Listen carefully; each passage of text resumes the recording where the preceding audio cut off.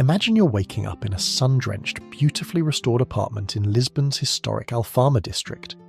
You stroll down cobblestone streets, grab a perfectly flaky pastel de nata and an espresso for just €2, and open your laptop. You're making a low six-figure US salary, paying a fraction of what you would in New York or London, and living the ultimate European dream. Life is practically perfect. But let's pan the camera down for a second. The barista serving you that espresso, they are making around €850 a month.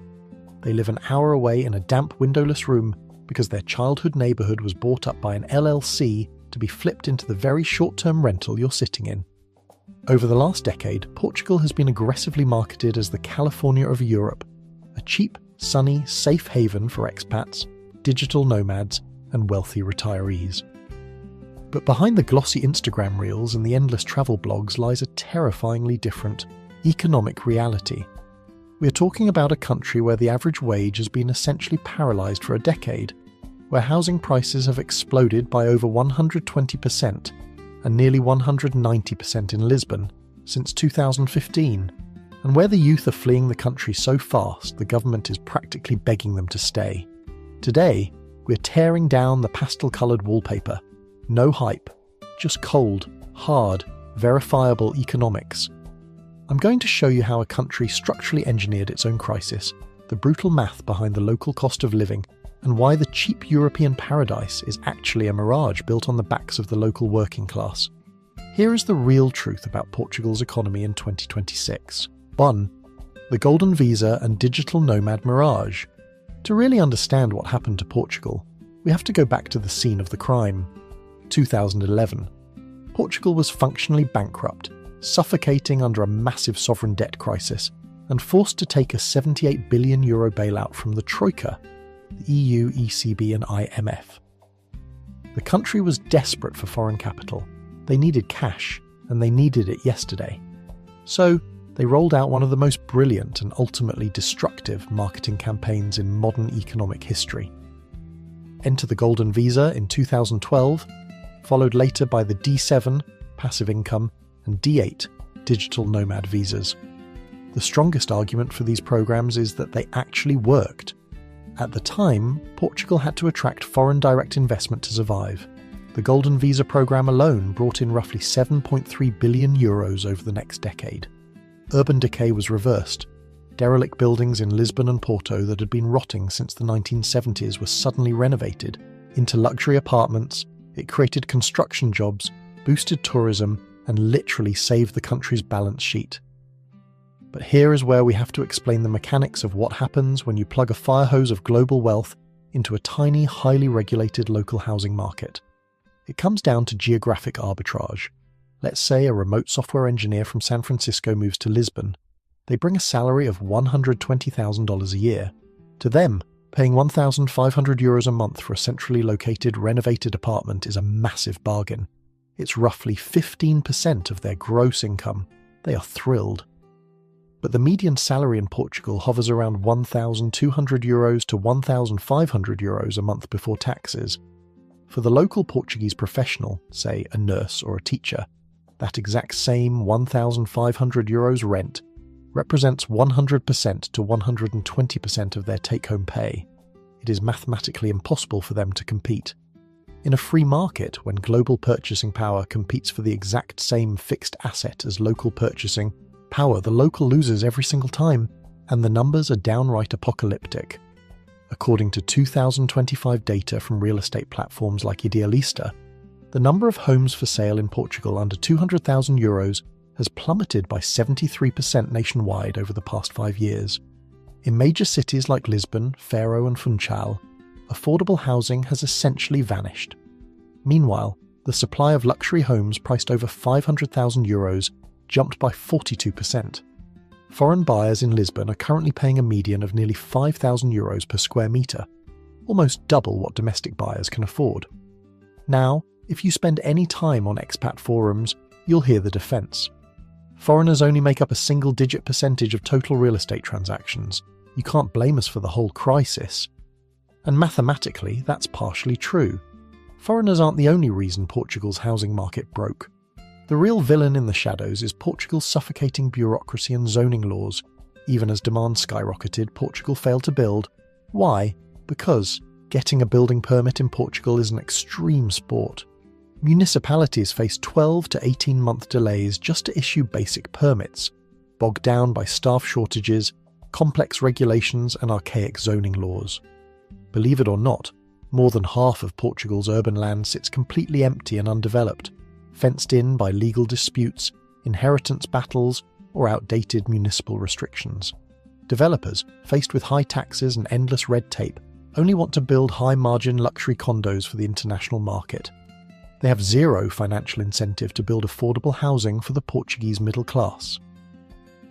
The government eventually realised they had accidentally created a monster. In a panicked course correction under the Mais Habitação, More Housing Bill in late 2023, they banned real estate purchases from qualifying for the Golden Visa. But the genie was already out of the bottle. Today, in 2026, the Golden Visa still exists, but the money has simply shifted.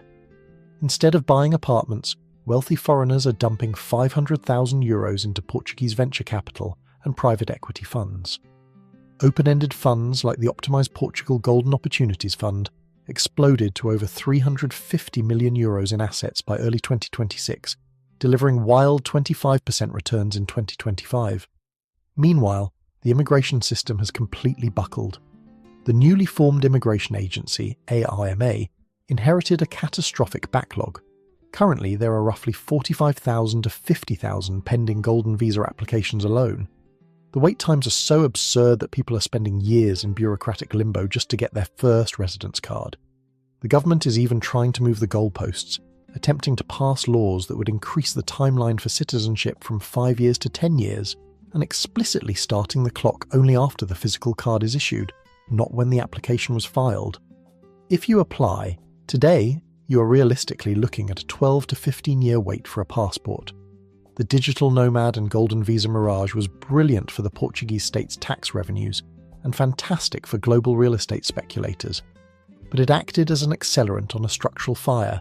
It masked the underlying weakness of the Portuguese economy by inflating the real estate sector, creating a two-tier society. One for those earning in dollars or foreign euros, and another for the locals serving them coffee. 2. The minimum wage trap and the great youth exodus. Imagine you're 24 years old. You've just spent the last 5 years grinding through a grueling mechanical engineering or aerospace degree at the prestigious Instituto Superior Técnico in Lisbon. You speak fluent English, you know how to code, and you are ready to conquer the world. You sit down at a desk in a slick modern glass office park for your very first postgrad job interview. The hiring manager looks at your flawless resume, smiles warmly, and slides an offer letter across the table. You look down. The offer is for €1,150 a month. Gross.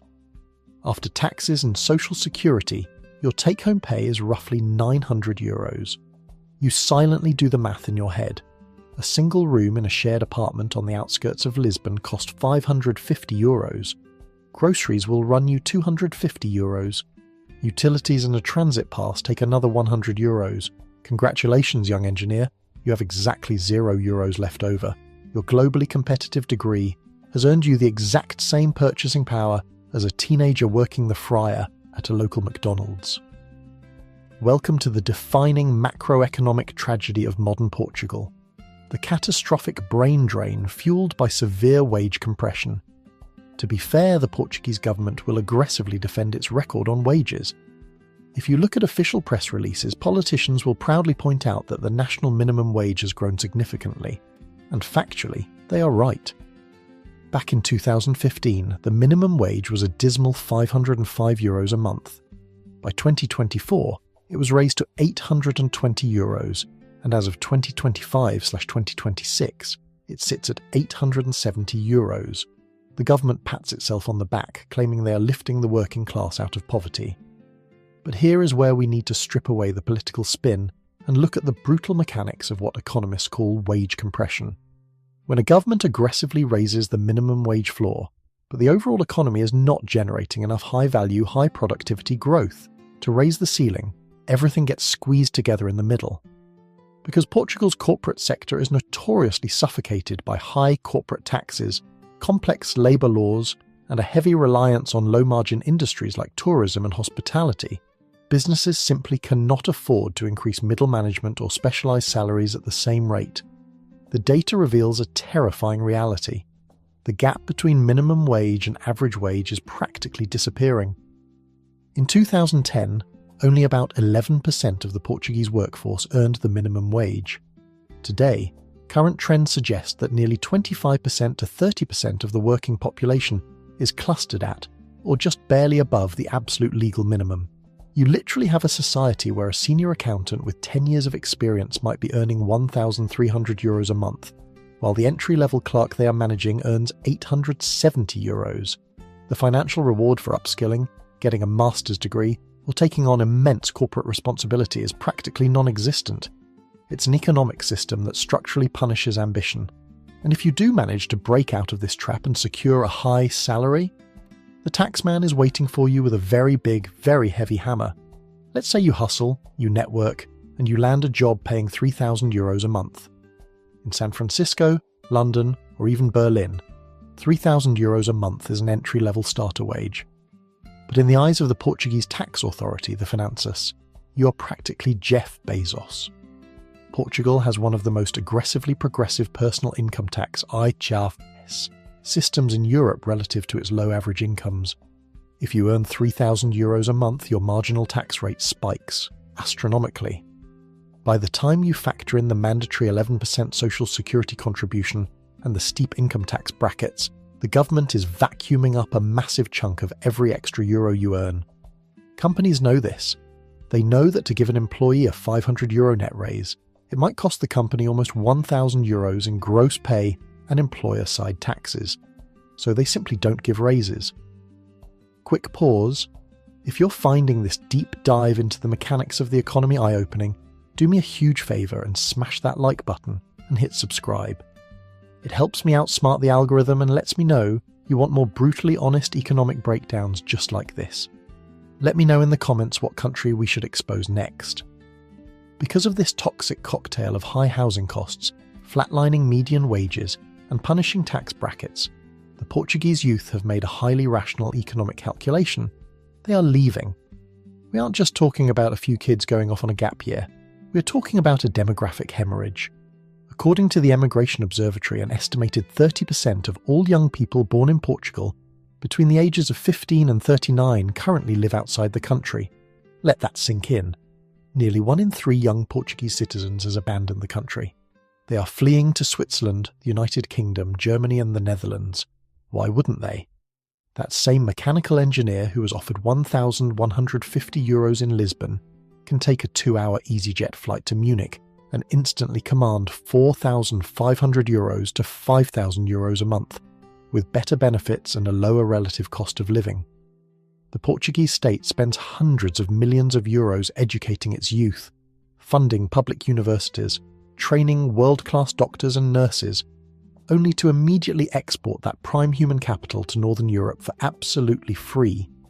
It is a massive subsidised wealth transfer from a poor Southern European nation to the richest economies on the continent. Northern Europe gets pre-trained, highly skilled labour without paying a dime for their childhood education, while Portugal is left with an ageing population and a critical shortage of healthcare workers and engineers. The government knows this is a crisis. Over the last few years, they've tried implementing desperate retention schemes like the IRS Jovem, Youth IRS, which offers temporary tax breaks for recent graduates during their first few years in the workforce. But it's like putting a Hello Kitty band-aid on a bullet wound. A temporary tax break doesn't fix a structurally broken labour market, and it doesn't build affordable houses. So, you have an economy running on 2 completely parallel tracks. The global nomad sitting in cafes trading crypto or coding for US tech firms, enjoying a highly subsidised lifestyle, while the local youth are forced to choose between living in their childhood bedrooms until they are 35 or packing a suitcase and leaving their homeland behind forever. But wage stagnation and housing are just the symptoms. To find the actual disease, the reason why the economy is structurally incapable of paying high wages, we have to look at how Portugal makes its money. And that brings us to the dangerous addiction that is quietly eating the country alive. 3. The tourism monoculture, or why everyone is flipping Airbnbs. Imagine you're a local Portuguese entrepreneur in 2026. You're sitting on €2 million in seed capital. You have a choice to make. Option A. You can start a cutting-edge biotech firm or a software development company. You'll have to navigate Portugal's notoriously labyrinthine corporate tax code, one of the highest in the OECD once state, and municipal surcharges are factored in. Fight through years of red tape to get R&D grants, struggle to retain top engineering talent because they're all fleeing to Munich, and compete in a ruthless global market. Option B. You buy a crumbling block of historic apartments in downtown Porto, slap some fresh white paint and exposed brick on the walls, call it the Urban Oasis, and rent it out to American tourists on Airbnb for €250 a night. Which one do you choose? If you have a functioning brain and a desire to actually see a return on your investment, you choose option B every single time. It is safer, it is faster, and the global demand is practically guaranteed. And that right there is the invisible mechanic slowly strangling the Portuguese economy. The catastrophic misallocation of capital. Portugal has turned into a dangerous economic monoculture, completely addicted to the drug of low-value added tourism. Let's give credit exactly where credit is due. Following the 2011 financial crisis, when Portuguese unemployment hit a terrifying 18%, the government made a highly strategic, deliberate pivot to tourism. They launched brilliant global marketing campaigns, and it worked flawlessly. Tourism literally saved the country from total collapse. It brought in massive reserves of foreign currency, rapidly absorbed the unemployed masses, and transformed derelict, dangerous city centres into vibrant global hotspots. By 2023 and 2024, Portugal was shattering records, bringing in over 30 million tourist guests annually. Tourism and its indirect impacts now account for roughly 15% to 20% of Portugal's entire GDP. So what's the problem? The problem is the brutal, unforgiving math of labour productivity. Let's break down the mechanics of how wages actually grow in a healthy economy. In economics, productivity isn't about how hard you work or how many hours you sweat. It's a mathematical measure of how much economic value you generate per hour worked. A software engineer at a German tech firm writing code that is licensed to 1 million users generates massive value per hour. A factory worker using advanced robotics in the Netherlands generates high value per hour. But a waiter in the Algarve serving a €15 plate of grilled sardines? It doesn't matter if that waiter runs between tables for 10 hours straight, sweating through their shirt, working harder than any tech bro in Silicon Valley. The maximum economic value they can generate in an hour is mathematically capped by the number of sardines they can physically carry to a table. When a country's economy becomes heavily weighted toward hospitality, restaurants and retail, sectors that are structurally low productivity and low margin, the entire national wage ceiling is dragged down into the dirt. You cannot pay a waiter €3,000 a month if the restaurant's profit margin on a bifana and a beer is only €2. It is a mathematical impossibility. Current trends suggest that Portugal is slowly morphing into a giant, beautifully tiled boutique hotel for wealthy foreigners. The data is absolutely glaring. Portugal's labour productivity is routinely ranked among the lowest in the Eurozone, hovering around 65% to 70% of the EU average. You have a highly educated population. Remember those young engineers we talked about? But the domestic economy simply isn't generating the high-tech, high-margin corporate jobs required to employ them. So the capital keeps flowing to where the friction is lowest: real estate and tourism. The banks love it, the local municipalities love the tourist tax revenues, and the developers are making a killing. It's an incredibly rational choice for the individual investor, but it is a collective suicide pact for the broader economy. This creates a phenomenon that economists often compare to Dutch disease. Historically, Dutch disease refers to a country discovering a massive natural resource, like oil, which brings in so much foreign cash that it artificially inflates the local currency and makes all other domestic industries uncompetitive. Portugal doesn't have oil. Portugal's oil is its sunshine, its coastline, and its cheap cost of living relative to the US and UK. The flood of foreign tourist and expat money has inflated the cost of the basic necessities, like housing and food, so drastically that it has completely decoupled from the local low-productivity wage base. And here is the darkest irony of this whole setup. Who exactly is working all these low-wage hospitality jobs if the young Portuguese are leaving? To keep the tourism machine running, to keep the Ubers driving, the hotel rooms clean, and the food delivery mopeds buzzing, Portugal has had to import a massive underclass of low-wage labour. They opened the floodgates to immigration from Brazil, Angola, Cape Verde, and increasingly South Asia, like Nepal, India and Bangladesh. If you walk through the kitchens of Lisbon's trendiest restaurants, or look at the delivery drivers zipping around the streets, you aren't seeing Portuguese workers.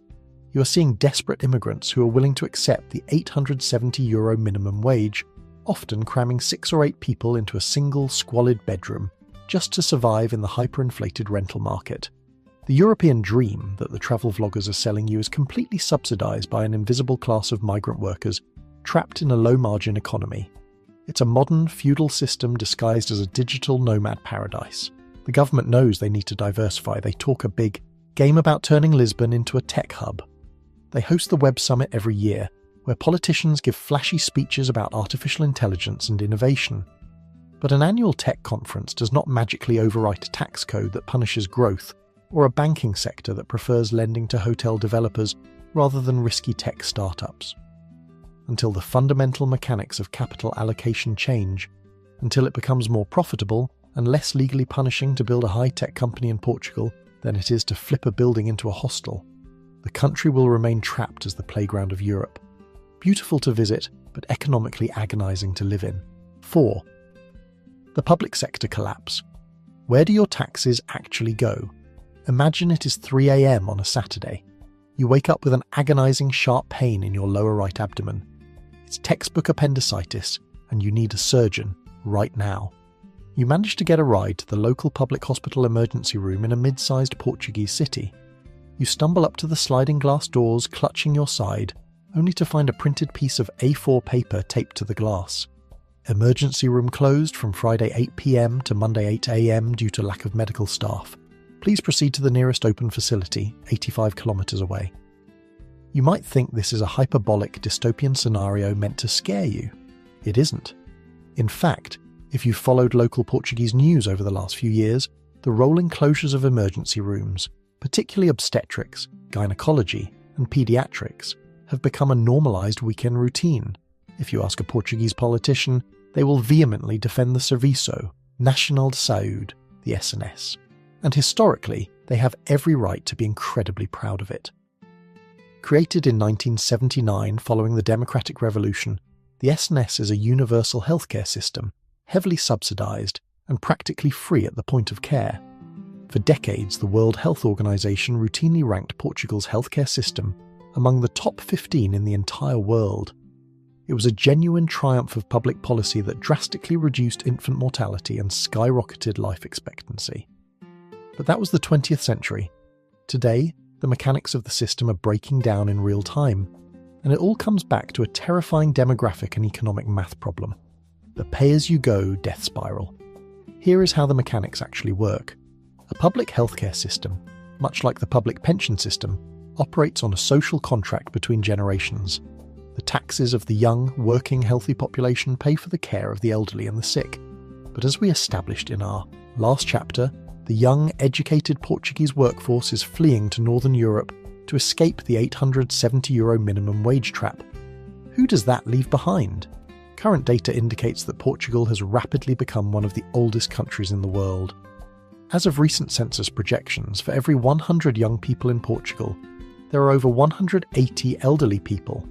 You have an inverted demographic pyramid where a shrinking, heavily taxed base of low-wage hospitality workers is mathematically forced to fund the complex chronic healthcare needs of a massive ageing population.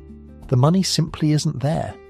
And because the state doesn't have the high-margin corporate tax revenues to properly fund the system, they squeeze the only variable they can legally control: the wages of the public sector workers. Let's look at the doctors. To become a medical specialist in Portugal, you're looking at 6 years of medical school, followed by a grueling general residency, and then another 4 to 6 years of specialised training. After dedicating a decade of your life to medicine, a specialist doctor working exclusively in the public SNS might take home around €1,800 to €2,200 a month net.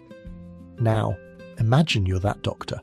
You're working 60-hour weeks, covering multiple hospitals because of staff shortages, and burning out.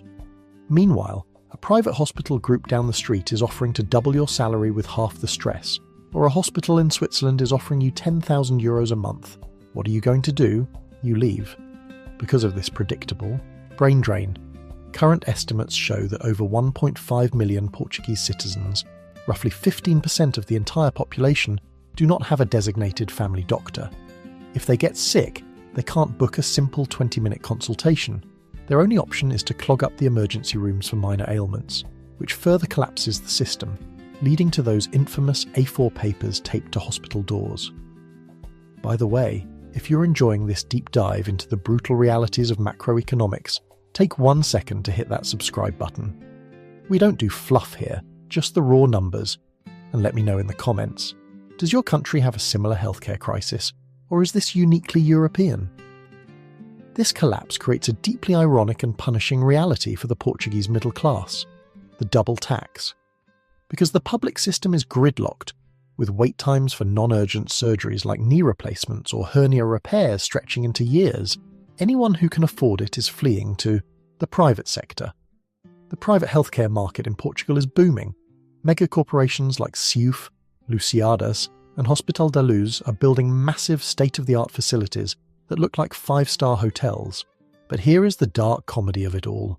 The Portuguese worker is still legally mandated to pay some of the highest income and social security taxes in the OECD to fund the public SNS.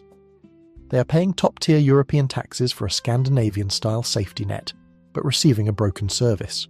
So to actually get medical care, they are forced to spend another €50 to €100 a month out of their depleted post-tax income on private health insurance, like Medi or Multicare. They are essentially paying twice for the exact same basic human right, while the wealthy expats and digital nomads just bypass the public system entirely and go straight to the shiny private clinics, raving on their blogs about how cheap Portuguese healthcare is compared to the United States. And this public sector rot isn't just confined to the hospitals, it has infected the entire bureaucratic apparatus of the country. Try navigating the Portuguese justice system. If you have a property dispute, a breach of contract or an unpaid invoice, you might as well grab a comfortable chair and a good book. The Portuguese courts are notoriously, comically slow. It is highly likely that a complex civil dispute will sit in a filing cabinet for 3 to 5 years before a judge even looks at it. This legal friction is a massive deterrent to foreign direct investment. Global corporations don't want to invest hundreds of millions of euros into a jurisdiction where they know a basic contract dispute cannot be resolved within the same decade. Or look at the public schools. Over the last few years, teachers have staged massive rolling strikes. Why? Because their career progression was essentially frozen by the government during the Troika bailout years to save money. And the government has fought tooth and nail against restoring their lost time. You have veteran educators with 20 years of experience who are stuck in the lower pay brackets, completely demoralised. The public sector in Portugal is a masterclass in the dangers of chronic underfunding mixed with bureaucratic paralysis. The state extracts a massive premium from its citizens, but the mechanics of where that money goes, servicing the enormous national debt, paying for an ageing demographic, and maintaining a bloated administrative state, leaves almost nothing for the actual people on the front lines. It leaves the country running on the fumes of its past achievements, relying entirely on the extreme goodwill and exhaustion of the doctors, nurses and teachers who haven't yet packed their bags for Geneva or London. 5. The Custo Portugal and the EU subsidy addiction. Imagine this time you aren't a digital nomad and you aren't looking to flip real estate. You are an ambitious local entrepreneur. You've developed a brilliant new prototype for renewable energy storage and you want to open a medium-sized manufacturing plant on the outskirts of Porto. You have a solid business plan, private backing, and you're ready to hire 50 local engineers and technicians at competitive salaries. In the United States, you could file your LLC paperwork online in a day, secure a lease, and be setting up your assembly line within a few months. In Portugal, you're about to slam face first into a brick wall known locally as the Custo Portugal, the cost of Portugal. If you drive across Portugal today, you will be blown away by the infrastructure. The highways, autoestradas, are flawlessly paved, the bridges are architectural marvels, and the telecommunications networks are actually fantastic. Since joining the European Union in 1986, Portugal has been the recipient of tens of billions of euros in structural funds. On the surface, the country looks incredibly modern. and politicians will proudly point to this as proof of a thriving, modernised European state. But the Custo Portugal isn't about the physical roads. It is about the invisible, suffocating friction of actually trying to generate wealth inside the country. It is a toxic cocktail of bureaucratic paralysis, archaic licensing laws, high energy costs, and an incredibly punitive corporate tax code. Let's look at the mechanics of what happens when your renewable energy business actually tries to open its doors. First, you have to get the licensing.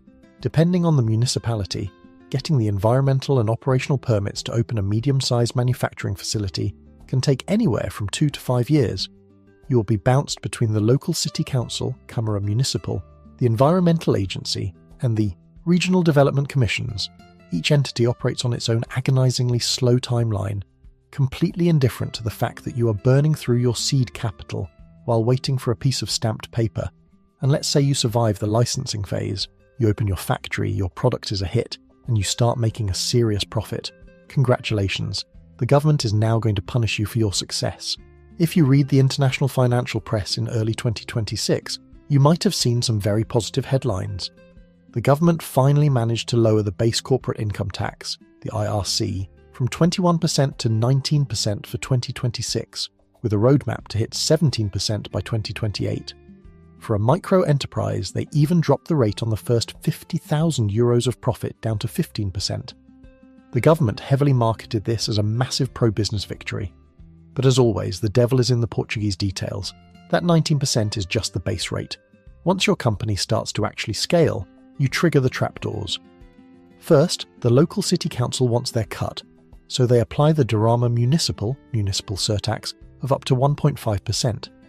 Then, the central government steps back in with the Durama estadual, state surtax. If your taxable profit exceeds €1.5 million, you're hit with an extra 3%. If you become a major player and exceed €35 million, that surtax jumps to an astonishing 9%. When you combine the base rate with the municipal and state surcharges, a highly successful scaling corporation in Portugal can face an effective corporate tax rate soaring past 30%. That is one of the highest corporate tax burdens in the entire OECD. The economic consequence of this is mathematically predictable and completely devastating: the Peter Pan economy. Because scaling up, crossing revenue thresholds, and hiring more people aggressively triggers higher tax brackets and suffocating labour regulations, Portuguese businesses logically choose not to grow. Current data shows that a staggering 95% of all companies in Portugal are micro-enterprises, meaning they have fewer than 10 employees. Instead of consolidating, innovating, and competing on a global scale, businesses stay artificially small, fragmented, and low-tech. Why would you risk everything to expand your factory, fight for a 3-year permit, and hire 50 more people, just so the state can confiscate a third of your profits to fund a broken public healthcare system? You wouldn't. You stay small, you pay yourself a modest salary, and maybe you expense a nice company car, because ironically, the tax code heavily incentivizes corporate car leases over actual wage increases. This structural inability to grow domestic businesses brings us to the country's deepest macroeconomic addiction: European subsidies. Following the COVID-19 pandemic, the European Union created a massive recovery instrument, and Portugal was allocated roughly €22 billion in grants and loans under the Recovery and Resilience Plan, the PRR, often referred to locally as the bazooka. The deadline to execute this massive windfall is August 2026. Now, in a healthy economy, you would use that €22 billion to drastically lower taxes, digitise the paralysing bureaucracy, and incentivise private sector R&D. But the Portuguese state is so structurally starved for cash, because its own domestic tax revenues are entirely consumed by paying public sector salaries, servicing its massive national debt, and funding pensions for the ageing population, that it relies almost entirely on EU funds for any actual public investment. Instead of making the private sector globally competitive, the PRR funds often end up subsidising state-led infrastructure projects, or they get funneled into hyper-specific bureaucratic grant programs. And here is the darkest, edgiest economic joke in modern Portugal. The most consistently profitable business model in the country isn't inventing a new software or building a better solar panel.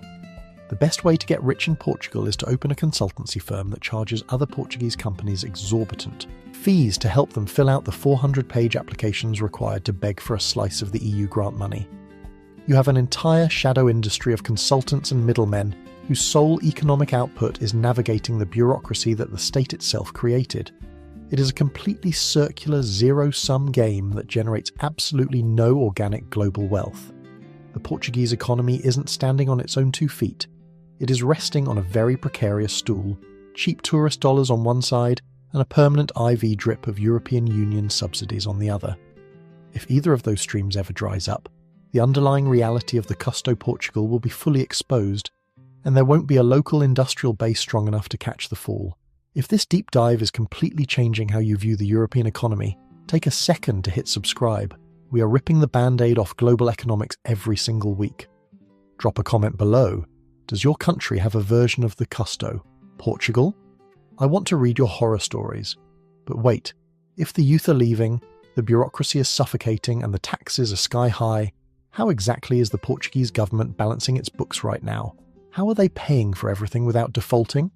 To answer that, we have to look at the masterclass in financial smoke and mirrors that the government pulled off over the last few years, and the hidden tax they used to secretly drain the middle class.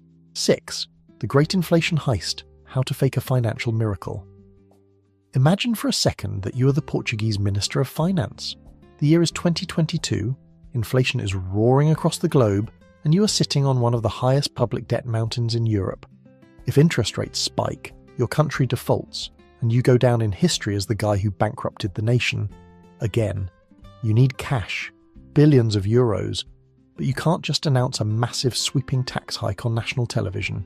If you do that, the already exhausted population will riot, the teachers will strike more, and your political party will be obliterated in the next election. So, what do? You do absolutely nothing. You sit back, you let the global macroeconomic weather do the dirty work for you, and you execute one of the most brilliant, ruthless financial magic tricks of the 21st century. To properly explain this, we have to start with the strongest possible argument for the government's economic track record. If you look at the macroeconomic data from 2023 and 2024, Portugal pulled off what looked like an absolute miracle. They achieved a historic budget surplus. The national debt to GDP ratio, which had peaked at a terrifying 135% during the pandemic, plummeted past the psychological barrier of 100% and kept dropping. Wall Street credit rating agencies like S&P and Fitch upgraded Portugal's debt. International financial newspapers published glowing editorials about the Portuguese economic miracle. It looked like the government had finally fixed the economy. They were being responsible, paying down the Troika-era debt and balancing the books. But let's look at the actual mechanics of how they balance those books. Did Portugal suddenly invent a massive high-tech export industry that flooded the state with new corporate tax revenue? Did they uncover a hidden gold mine in the Alentejo region? No. They balanced the budget on the back of the local working class through a hidden, silent tax, inflation. Here is how the dark arts of government finance actually work. Portugal has a standard value-added tax, VAT or IVA locally, of 23%. It is one of the highest consumption taxes in Europe. When you buy almost anything, a car, a laptop, a pair of shoes, or an electricity contract, the government takes a 23% cut of the final price. Now, let's say the global supply chain breaks down and inflation spikes to 8%. The cost of a basic basket of goods at the local Continent or Pingo Doce supermarket jumps from €100 to €115. For the local citizen earning that €870 minimum wage we talked about, this is a catastrophe. Their grocery bill just ate the rest of their disposable income. But for the government, it is an absolute jackpot, because the price of the goods went up. That 23% slice the government takes also goes up in absolute euro terms, without ever passing a new law, without ever taking the political hit of raising taxes. The state's tax revenue skyrockets. In 2022 and 2023, the Portuguese state collected record-breaking, eye-watering billions in extra tax revenue, simply because the cost of living exploded. They practically profited off the impoverishment of their own citizens. But wait, it gets darker.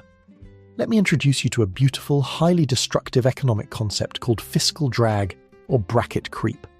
Let's look at a hypothetical worker. We'll call him João. João makes €1,500 a month. In 2023, inflation is destroying his purchasing power. The government, wanting to look like the heroes of the working class, pressures companies to raise wages, and João gets a 5% raise.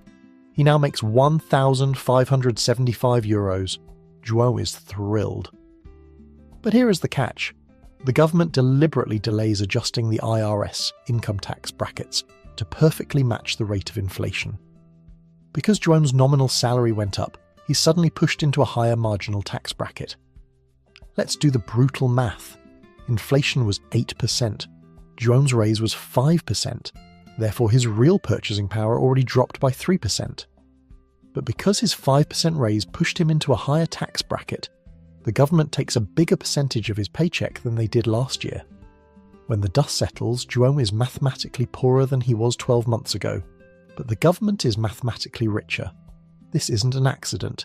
It is a structural feature of the system. By combining the VAT windfall from artificially inflated prices with the income tax windfall from unadjusted tax brackets, the Portuguese government essentially siphoned billions of euros out of the middle class's bank accounts and used it to aggressively pay down the national debt. Quick engagement break. Have you ever received a raise at work only to realise inflation and taxes completely wiped it out? Let me know in the comments how much bracket creep has cost you. It's a silent pickpocket, and it's happening everywhere. Also, don't forget to hit subscribe if you're enjoying this breakdown. So, when foreign investors and EU bureaucrats applaud Portugal for its balanced budget and fiscal discipline, you have to understand what that actually means on the ground. A government budget is just a reflection of priorities. If you're extracting record-high tax revenues from your population, but your public hospitals are closing on the weekends, as we saw in Part 4, your teachers are striking, and your youth are fleeing, then your budget surplus isn't a sign of a healthy economy. It is a sign of financial starvation. The government achieved its pristine financial spreadsheet by deliberately choosing not to invest that tax windfall back into the critical infrastructure that the citizens desperately needed. They starved the Serviço Nacional de Saúde, the healthcare system, delayed infrastructure maintenance, and squeezed public sector wages, all to ensure they had enough cash to pay bondholders and keep the European Central Bank happy. It is the equivalent of bragging that you successfully paid off your credit card debt, but leaving out the fact that you did it by selling your car, cancelling your health insurance, and feeding your kids nothing but instant ramen for a year. Yes, the spreadsheet looks great, but the underlying asset, the country itself, is deteriorating. This is the ultimate paradox of the modern Portuguese economy. On paper, at the macroeconomic level, the country looks stable. The debt is manageable, the deficits are gone, and the tourism receipts are breaking records. But at the microeconomic level, the level where actual human beings live, work, and try to raise families, the system is redlining. The middle class is being systematically hollowed out. You're either wealthy enough to bypass the crumbling public sector entirely by buying private health insurance, sending your kids to international schools and earning foreign capital, or you're trapped at the bottom bearing the full weight of the Custo Portugal while your taxes are used to service the national debt. And as this gap between the macroeconomic illusion and the microeconomic reality widens, it creates a massive volatile build-up of social tension. When a highly educated, highly taxed population realises that their standard of living is permanently locked in a downward spiral, they don't just sit there quietly, they start looking for someone to blame. And that brings us to the most dangerous emerging trend in Portugal today, the political shockwave that is threatening to tear the country's famous stability completely apart. 7. The political earthquake and the end of stability. Imagine you're sitting in a quintessential Portuguese cafe. The TV in the corner is tuned to the evening news. For your entire life, and your parents' entire lives since the 1974 Democratic Revolution, Portuguese politics has been incredibly predictable. It was a cosy, alternating duopoly. The centre-left Socialist Party, PS, rules for a few years, spends a bit too much, and then the centre-right Social Democratic Party, PSD, comes in to balance the books and take the unpopular austerity heat. Back and forth, like a very slow, very bureaucratic pendulum. In fact, for a long time, Portugal was marketed to the world as the oasis of stability in a chaotic Europe. While France was dealing with the yellow vests and the UK was tearing itself apart over Brexit, Portugal was tranquil. No extreme political polarisation, no massive violent protests, just sunshine, egg tarts and centrist politicians in slightly ill-fitting suits.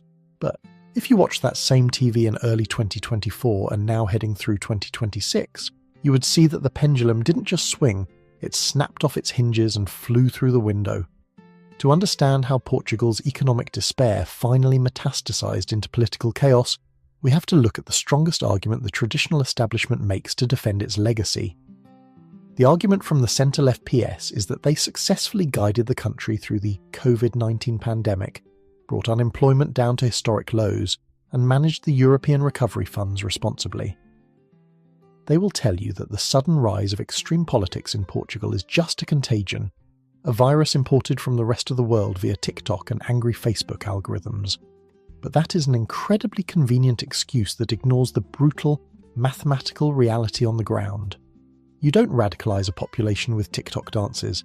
You radicalise a population by charging them €600 to rent a damp, windowless room in a suburb, paying them €870 a month, and then telling them they should be grateful the national debt-to-GDP ratio has gone down. The dam officially broke in November 2023. The Socialist Party, which held an absolute, seemingly invincible majority in Parliament, completely collapsed.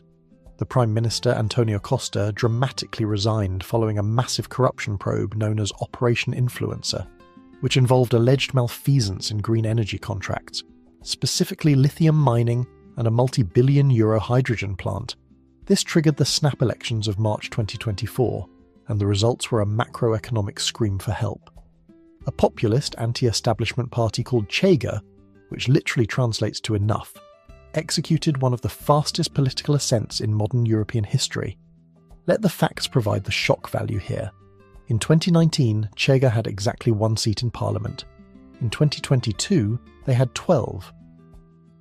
In the 2024 elections, they captured roughly 18% of the national vote and exploded to 50 seats, completely destroying the traditional two-party system. Meanwhile, on the other side of the spectrum, the Iniciativa Liberal (IL), a party demanding radical tax cuts and deregulation, also cemented a strong foothold among young, educated urbanites.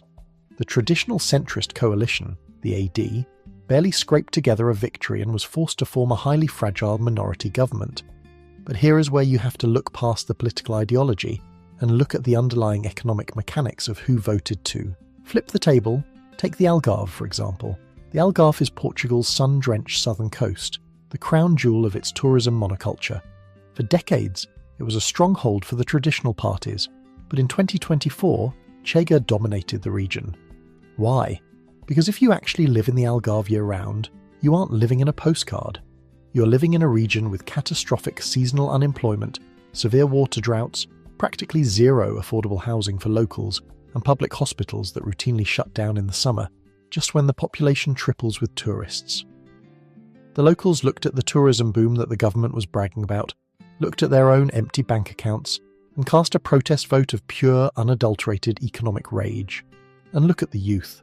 Current data indicates a massive generational fracture. The young engineers and nurses we talked about in Part 2 didn't just vote with their boarding passes to Munich, the ones who stayed voted, aggressively against the establishment. When you realise that the social contract is completely broken, that your taxes will pay for the pensions of an ageing population, but the state cannot even guarantee you a family doctor or a path to home ownership, you have absolutely zero incentive to vote for the status quo. This political fragmentation is incredibly dangerous for the Portuguese economy moving forward. Why? Because foreign capital, the very thing Portugal relies on to survive, hates uncertainty. When you have a highly fragmented parliament and a fragile minority government, passing a simple state budget becomes a grueling, multi-month hostage negotiation. Every minor economic reform, every tax cut, every housing initiative is threatened by the possibility of the government collapsing and triggering yet another snap election. And because of this political gridlock, the country cannot execute long-term strategic infrastructure. Let me give you the ultimate darkly hilarious example of how Portuguese political paralysis destroys economic potential. the Lisbon airport. For decades, Lisbon's Portela airport has been operating dangerously over capacity. It is literally situated in the middle of the city, restricting flights and stunting the growth of the tourism sector the country so desperately relies on. Do you know when the Portuguese government first started commissioning studies to build a new airport? I am not joking. We put a man on the moon the same year Portugal started studying where to put a second airport. For over 50 years, alternating governments debated, commissioned millions of euros in environmental studies, picked a location, cancelled it, picked another location, and fought in Parliament. Finally, in mid-2024, the new government definitively approved a location in Alcochete. But because of the scale of the project and the inevitable bureaucratic delays, it likely won't be fully operational until 2034 at the earliest. That is the Custo Portugal manifested at the highest levels of power. An economy cannot modernise, cannot transition away from low-wage tourism, and cannot build high-tech industries if its political class spends half a century arguing over a runway. If you are fascinated by how economics dictates politics, make sure you hit that like button and subscribe. It genuinely helps the channel grow. Drop a comment below. Does your country have an infrastructure project that has been delayed for decades? Let's vent in the comments. Current trends suggest that Portugal is entering a prolonged era of political instability exactly at the moment it needs decisive structural reform. The European Central Bank has kept interest rates relatively high. The EU bazooka funds have a strict expiration date of 2026, and the demographic time bomb is ticking louder every single day.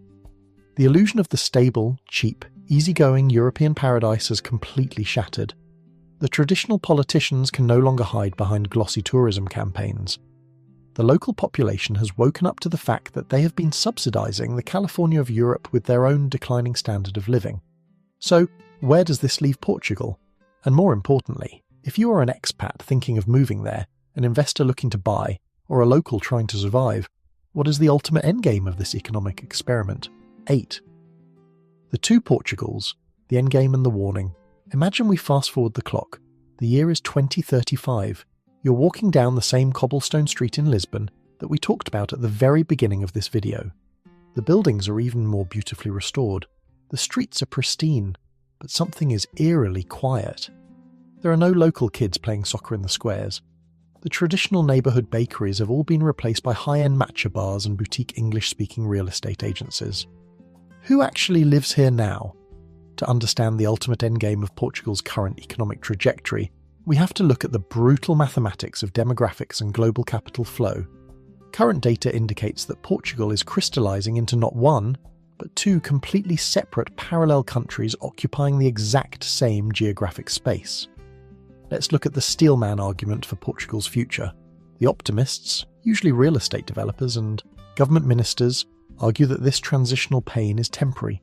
They claim that by importing all this wealthy foreign capital, Portugal is fundamentally upgrading its society. Eventually, they say, these digital nomads and wealthy expats will put down roots, start high-tech companies locally, hire Portuguese workers at premium wages, and organically transform Lisbon into the Silicon Valley of Europe. But if we look at the actual mechanics of how nomadic capital behaves, that optimistic scenario is highly improbable. Let's talk about the NHR, or the non-habitual resident tax regime. For over a decade, this was the ultimate honey trap for wealthy foreigners. If you moved to Portugal, the NHR allowed you to pay a flat 20% tax on your Portuguese income, and in many cases legally pay exactly 0% tax on your foreign-sourced income, like US dividends, remote tech salaries, or crypto gains, for a full 10 years. It was an insanely lucrative loophole. Faced with mounting political rage from the heavily taxed local population, the government was finally forced to shut down the main NHR program for new entrants starting in 2024. But here is the catch. Everyone who got in before the deadline gets to keep their tax-free status for the remainder of their 10-year clock. So, what mechanically happens when that 10-year clock runs out for the hundreds of thousands of expats currently enjoying it? Do you think a wealthy crypto trader or remote software engineer is going to suddenly volunteer to start paying Portugal's suffocating 48% top marginal income tax rate, plus social security, just for the privilege of staying in a country with a broken public healthcare system? Absolutely not. Capital is completely fluid. When the tax holidays expire, the global nomads will do what nomads do. They will pack their laptops and move to the next country offering a sweetheart tax deal. Maybe Italy, maybe Dubai, maybe Panama. They have zero generational loyalty to the Portuguese state. And when they leave, what is left behind? You're left with a demographic crater. Portugal currently has one of the lowest fertility rates in the European Union, hovering around 1.3 to 1.4 births per woman. Remember, you need 2.1 just to maintain a stable population.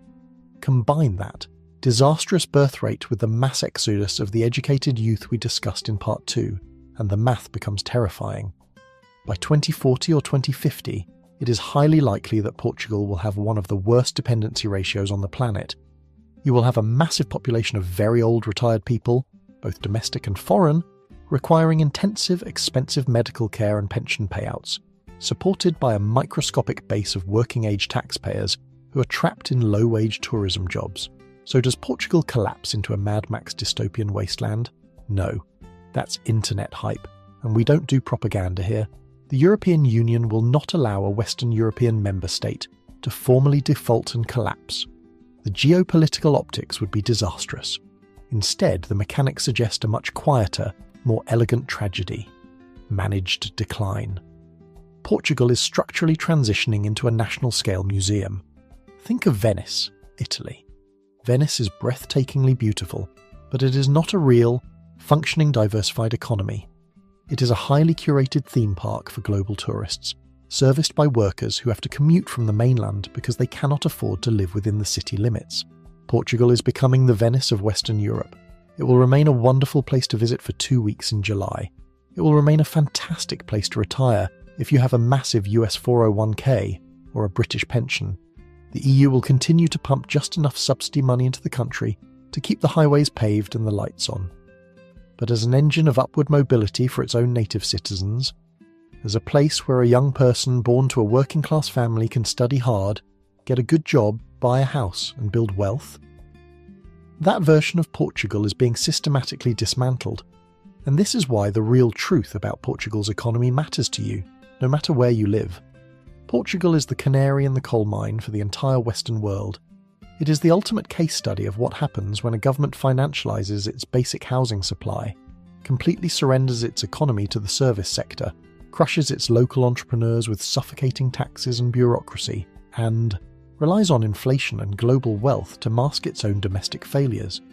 You cannot build a sustainable, resilient nation solely on the back of cheap cocktails, beautiful beaches, and Airbnb arbitrage.